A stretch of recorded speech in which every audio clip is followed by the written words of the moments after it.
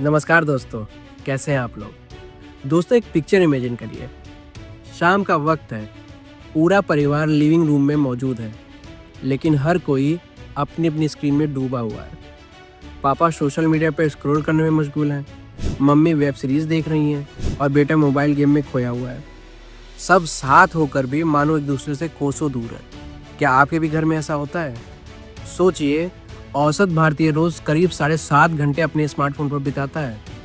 Social media, YouTube, online gaming, short videos के अंतहीन सिलसिलों के बीच सुबह उठते ही फ़ोन चेक करना, हर कुछ मिनट में नोटिफिकेशन देखना, दिन भर रील्स और मीम्स स्क्रॉल करना कहीं आपकी दिनचर्या का हिस्सा तो नहीं बन गया?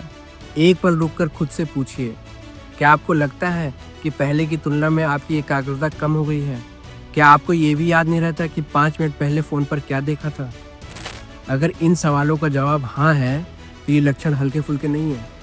ये संकेत है दिमाग पर डिजिटल हमले का, जिसे नौजवान पीढ़ी ने एक नाम दिया है, ब्रेन रॉट, यानी दिमाग का सड़ना। ब्रेन रॉट कोई वास्तविक वायरस नहीं है, बल्कि एक मेटाफर है उस बिगड़ती मानसिक अवस्था का जो अत्यधिक ऑनलाइन रहने से पैदा होता है। ये शब्द इतना प्रचलित हो चुका है कि ऑक्सफोर्ड यूनिवर्सिटी प्रेस ने ब्रेन रॉट को 2024 का वर्ड ऑफ द ईयर घोषित किया। उनकी परिभाषा के अनुसार ब्रेन रॉट का मतलब होता है कि किसी ट्रिवियल या अनचैलेंजिंग ऑनलाइन कंटेंट को बहुत ज़्यादा कंज्यूम करने के रिजल्ट में होने वाला मेंटल या इंटेलेक्चुअल डिक्लाइन। आसान भाषा में बोलें तो लगातार बेहिसाब रील्स, मीम्स, बेवजह के वीडियोस या बेसिर पैर की खबरें देखने से हमारा दिमाग सुस्त पड़ने लगता है, मानो सड़ रहा हो। दिलचस्प बात यह है कि ये नया शब्द सुनने में भले ही फनी लगे, लेकिन असर उतना ही गंभीर होता है। 2023 से 2024 के बीच ब्रेन रॉट शब्द के प्रयोग में 230% की बढ़ोतरी हुई। यानी अचानक से बहुत से लोग इस समस्या को महसूस कर रहे हैं और इसके बारे में बात कर रहे हैं। डॉक्टर और विशेषज्ञ भी इस पर ध्यान दे रहे हैं। हाल ही में बेंगलुरु में एक 14 साल का यंग लड़के को अस्पताल लाया गया, जिसकी स्क्रीन की लत से उसकी ज़िंदगी का बुरा हाल हो गया था। घंटों वीडियो गेम और मोबाइल में डूबे रहने के चलते वो असली दुनिया से कट सा गया था। माता पिता परेशान थे कि बच्चे के व्यवहार में चिड़चिड़ापन और गुस्सा बढ़ गया है और पढ़ाई का बंटाधार हो गया है। डॉक्टरों ने उसकी हालत को एक तरह का ब्रेन रॉट करार दिया, जिसे ठीक करने के लिए इलाज और काउंसलिंग करनी पड़ी। शुक्र है कि सही मार्गदर्शन मिलने पर धीरे धीरे वो सुधर रहा है, मगर विशेषज्ञ चेतावनी देते हैं कि ऐसे मामलों में उबरना आसान नहीं होता। इस कहानी से समझ आता है कि ब्रेन रॉट कोई काल्पनिक बात नहीं है, बल्कि हमारी रोज़मर्रा की डिजिटल आदतों का असली नतीजा है। अब सवाल उठता है कि आखिर दिमाग का ये नया वायरस काम कैसे करता है। आगे हम ब्रेन रॉट के विभिन्न पहलुओं को समझेंगे। ध्यान की गिरती क्षमता, डोपामिन का लूप, याददाश्त पर असर और इसके सामाजिक और भावनात्मक प्रभाव। हर हिस्से में हम देखेंगे कि किस तरह हमारी व्यक्तिगत आदतें, साइंटिफिक रिसर्च और चौंकाने वाले एग्जाम्पल एक ही कहानी कहते हैं, जो कि है अगर समय रहते संभला न गया तो ये डिजिटल नशा पूरी पीढ़ी की मानसिक सेहत पर भारी पड़ सकता है। चलिए इस डिजिटल नशे के पहले इफेक्ट पर फोकस करते हैं, जो है ध्यान की गिरती क्षमता। क्या आपको महसूस होता है कि ध्यान केंद्रित करना पहले के मुकाबले कठिन हो गया है? पहले जहां आप एक किताब के नए चैप्टर एक बैठक में पढ़ लेते थे, अब 2 पन्नों के बाद ही मन किसी नोटिफिकेशन पर चला जाता है। ये सिर्फ आपका मसला नहीं है, ये एक सामूहिक अनुभव बन चुका है। रिसर्च बताते हैं कि इस स्क्रीन युग में हमारी ध्यान देने की अवधि यानी अटेंशन स्पैन तेजी से घट रही है। यूनिवर्सिटी ऑफ कैलिफोर्निया इरविन की प्रोफेसर ग्लोरिया मार्क के एक अध्ययन में पाया गया कि 2004 में लोग औसतन 2.5 मिनट तक एक स्क्रीन पर एक चीज़ पर ध्यान दे पा रहे थे। 2012 में ये घटकर 75 सेकंड रह गया और हाल के वर्षों में केवल 47 सेकंड तक सिमट गया। ज़रा सोचिए, 2 दशक पहले 150 सेकंड यानी 2.5 मिनट तक एक काम में लगे रहने वाला दिमाग अब 1 मिनट से भी कम समय में उचट जा रहा है। दिल्ली जैसे महानगरों में ये प्रॉब्लम और बढ़ जाती है।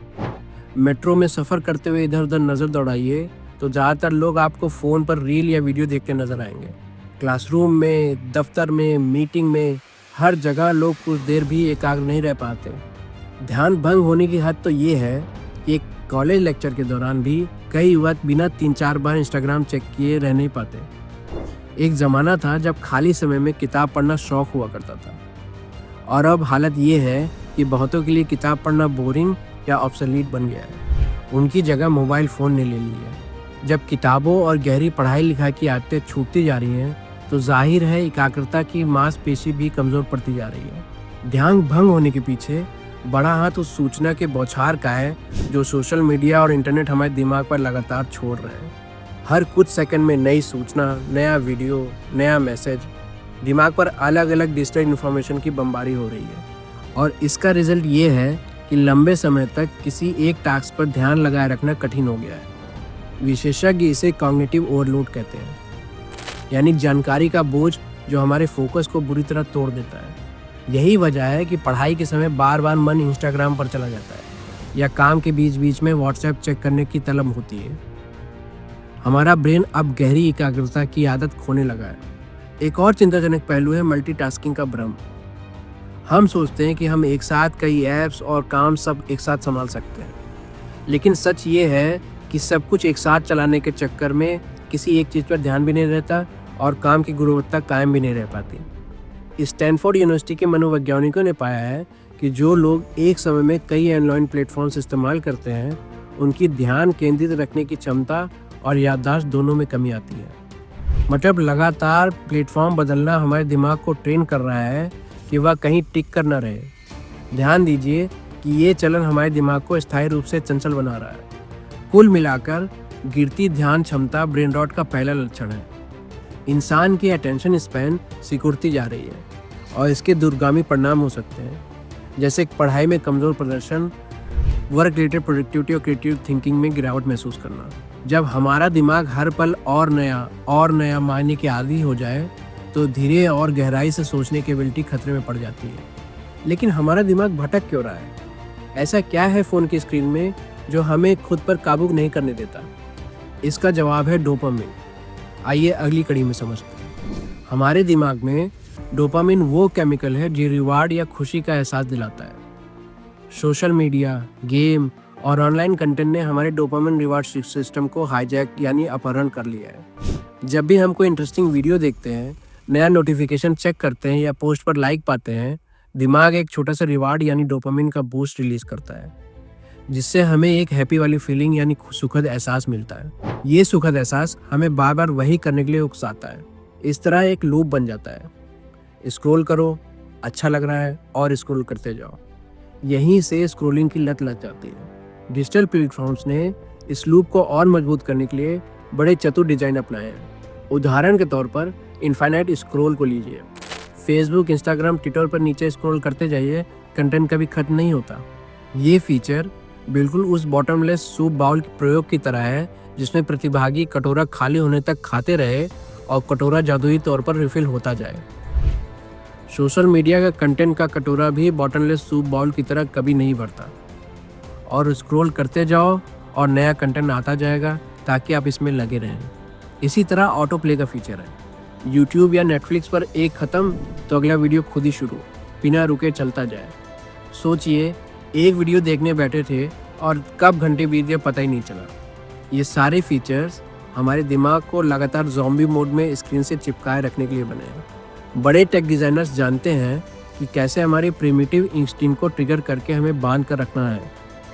सोशल मीडिया पर तेज़ी से बदलते रंग, नोटिफिकेशन की टन-टन, स्क्रॉल करते ही नया कंटेंट, ये सब हमारे दिमाग के रिवार्ड सिस्टम को निशाना बनाता है। सिलिकॉन वैली के कुछ इनसाइडर्स ने तो इसे race to the bottom of brain stem कहा है।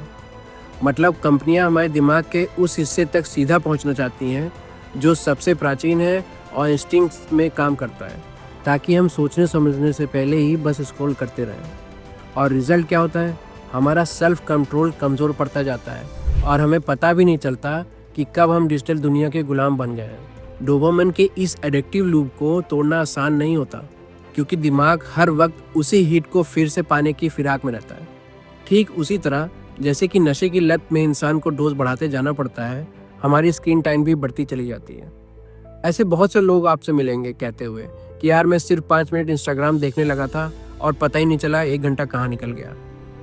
ये ब्रेन रॉट का ही लक्षण है। समय का एहसास खो जाना, सेल्फ कंट्रोल हाथ से निकल जाना। लेकिन असली खतरा यहीं खत्म नहीं होता।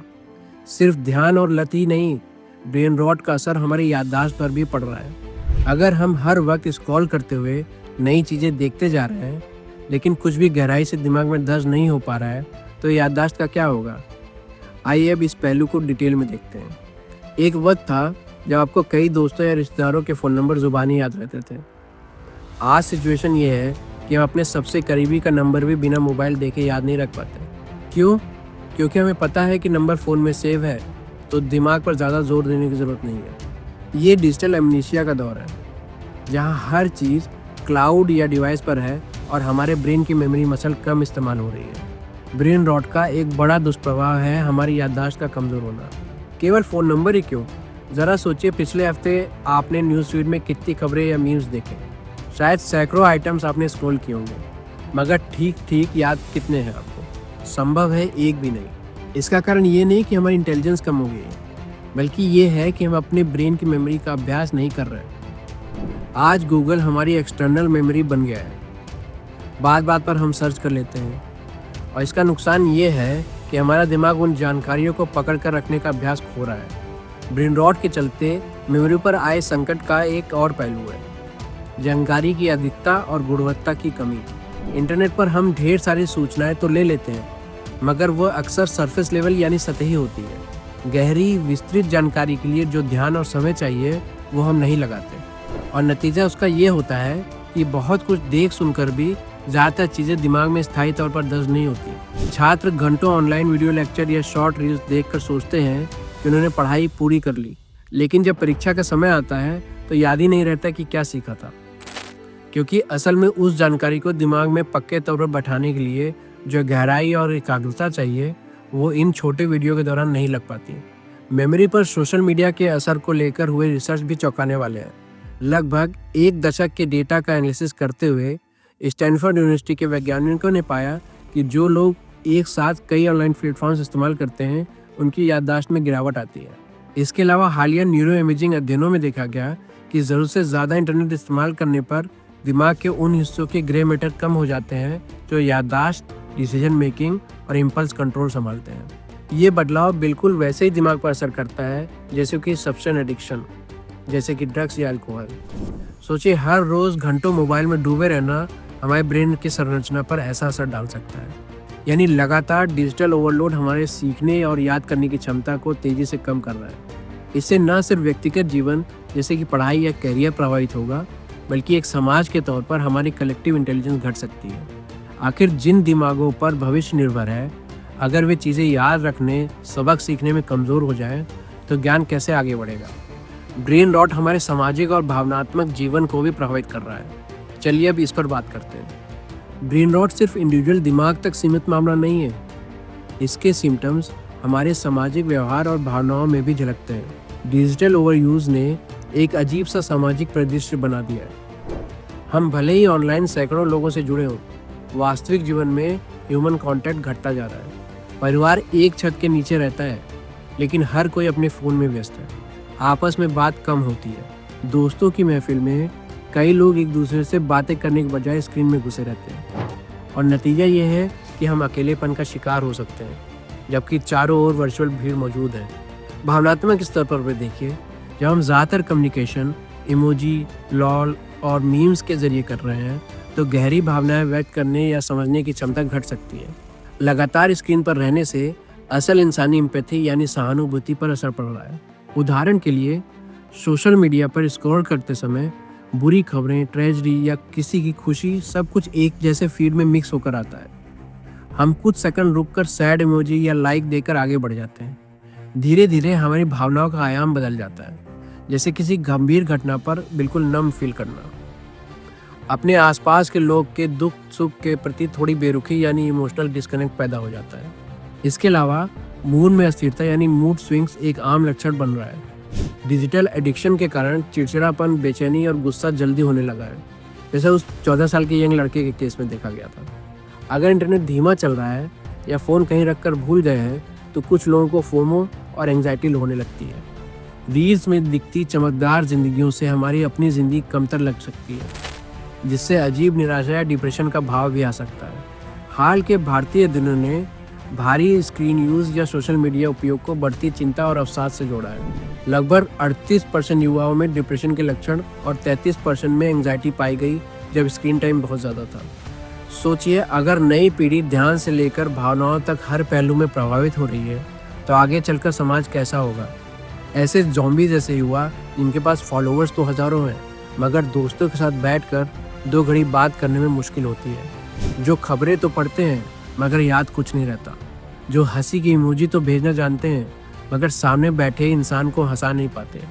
यकीनन ये तस्वीर डरावनी है, मगर इसे बदलना नामुमकिन नहीं है। सही दिशा में कदम उठाकर हम ब्रेन रॉट के असर को उलट सकते हैं। मोबाइल और इंटरनेट बुरी चीज़ नहीं है, बुरा है उसका अनकंट्रोल अत्यधिक उपयोग। ब्रेन रॉट रूपी वायरस से लड़ने का उपाय तकनीक का त्याग नहीं, बल्कि संयम और बुद्धिमानी से इसका इस्तेमाल करना है।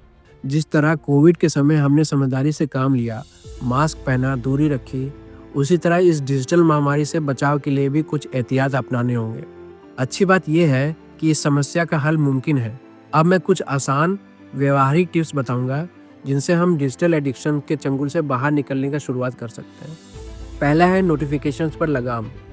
फ़ोन की गैर ज़रूरी ऐप्स की नोटिफिकेशन को बंद कर दें या डू नॉट डिस्टर्ब मोड पर इस्तेमाल करें। सिर्फ ज़रूरी ऐप जैसे बैंक, मैसेज या कॉल की नोटिफिकेशंस ऑन रखें। बाकी सोशल मीडिया के ताबड़तोड़ अलर्ट को चुप करा दें।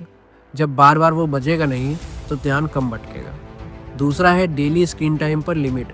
अपने फ़ोन में इनबिल्ट फीचर्स या ऐप्स की मदद से सोशल मीडिया या गेमिंग पर दैनिक समय सीमा तय करें।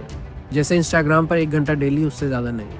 कई फ़ोन या ऐप में विकल्प होते हैं कि तय समय के बाद ऐप अपने आप लॉक हो जाए या आपको रिमाइंड कर दे कि बस करो। संभव हो तो हफ्ते में 1 दिन नो स्क्रीन डे रखने की कोशिश करें। मतलब उस दिन सिर्फ कॉल्स या आवश्यक चीज़ें, बाकी इंटरनेट से अवकाश। शुरुआत में मुश्किल लगेगी, लेकिन धीरे धीरे इसकी आदत आपके दिमाग को रिचार्ज करेगी। तीसरा है फ़ोन को कम आकर्षक यानी अट्रैक्टिव बनाएं। अपने स्मार्टफोन को थोड़ा बोरिंग बनाने के उपाय करें ताकि वो कम खींचे आपको अपनी तरफ। उदाहरण के लिए स्क्रीन को ब्लैक एंड वाइट यानी ग्रे स्केल मोड पर सेट करें। रंगों की चमक कम होगी तो दिलचस्पी भी थोड़ी कम होगी। सोशल मीडिया और गेमिंग ऐप्स को होम स्क्रीन से हटा दें।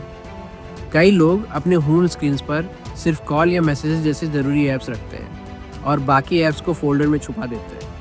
आप अपना फ़ोन अनलॉक पासकोड थोड़ा लंबा और जटिल रख सकते हैं ताकि खोलने में मेहनत लगे। ये छोटे कदम फ़ोन इस्तेमाल करने में थोड़ा फ्रिक्शन बढ़ाएंगे और यूं ही बेवजह स्क्रॉल करने से रोकेंगे। चौथा है फोकस में मदद करने वाले ऐप्स का सहारा लें। डिजिटल आदतें सुधारने के लिए टेक्नोलॉजी का सहारा भी लिया जा सकता है। कई सेल्फ कंट्रोल ऐप्स मार्केट में मौजूद हैं जैसे फॉरेस्ट, फ्रीडम, डिजिटल डिटॉक्स, जो आपको फ़ोन से दूर रहने में मदद करती हैं। मसलन कुछ समय के लिए चुनिंदा ऐप्स ब्लॉक करना या आपको बीच बीच में ब्रेक लेने के लिए रिमाइंडर भेजना। इसी तरह यूट्यूब पर take a break reminder set करें। इंस्टाग्राम पर डेली लिमिट अलर्ट ऑन करें। टेक्नोलॉजी को अपना गार्ड बनाएं, ना कि केवल आकर्षण। पांचवा है पुरानी आदतों की ओर लौटें। अपना दिमाग तेज करने के लिए थोड़ा ओल्ड स्कूल बने।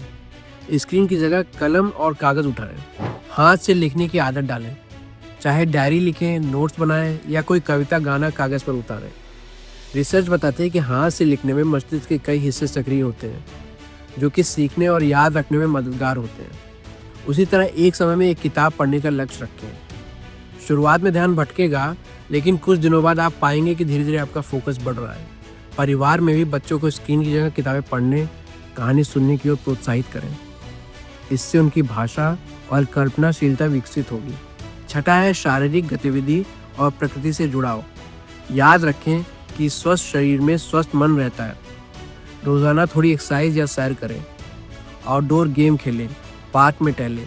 प्रकृति के बीच समय बिताने से दिमाग को सुकून मिलता है और स्क्रीन की लत कम करने में मदद मिलती है। दोस्तों के साथ स्पोर्ट्स या किसी एक्टिविटी में भाग लें। इससे रियल लाइफ में डोपामिन रिलीज होता है और डिजिटल डोपामिन की ज़रूरत कम महसूस होगी। अपने दिमाग में फ़ोन फ्री ब्लॉक निर्धारित करें, जैसे रात का खाना परिवार के संग बिना फ़ोन के करेंगे। सोने से 1 घंटा पहले फ़ोन अलग रख देना है। इन आदतों से भावनात्मक जुड़ाव भी लौटेगा और नींद व मानसिक स्वास्थ्य दोनों सुधरेंगे। आज आपने जाना कि ब्रेन रॉट हमारे फोकस, मेमोरी, इमोशंस, फीलिंग्स सब पर असर डाल रहा है, लेकिन साथ ही आपको रास्ता भी पता चल गया कि इससे निकला कैसे जाता है। अंत में बस यही कहना है कि फैसला आपके हाथ में है। क्या आप इस इन्फिनिट स्क्रॉलिंग के कुएं में यूं ही गिरते जाएंगे या समय रहते संभल कर अपनी ज़िंदगी की बागडोर फिर से खुद संभालेंगे, अपना दिमाग वापस हासिल करेंगे? हमें उम्मीद है आप आज से ही छोटे छोटे कदम उठाना शुरू करेंगे। इस डिजिटल नशे पर जीत पाना मुश्किल ज़रूर है, लेकिन नामुमकिन नहीं है। और इनाम होगा एक तेज, रचनात्मक, स्वस्थ दिमाग और बेहतरीन जीवन। चलते चलते याद रहे कि ब्रेन रॉट को अगर उलटना है तो आज से ही डिजिटल संतुलन अपनाना है। टेक्नोलॉजी का सही उपयोग कीजिए, ज़रूरत के लिए कीजिए, लेकिन अपने मानव मन को उसकी गिरफ्त से आज़ाद रखिए। आपके अंदर वो शक्ति है जो इस नए वायरस को शिकस्त दे सकती है। आप आगे स्क्रॉल करने के बजाय ज़िंदगी के असली दृश्यों का आनंद लीजिए। अपने दिमाग को रॉट नहीं, रिच बनाइए। आज के लिए बस इतना ही। Keep thinking, keep questioning and keep growing. मिलते हैं नेक्स्ट वीडियो में। Bye bye.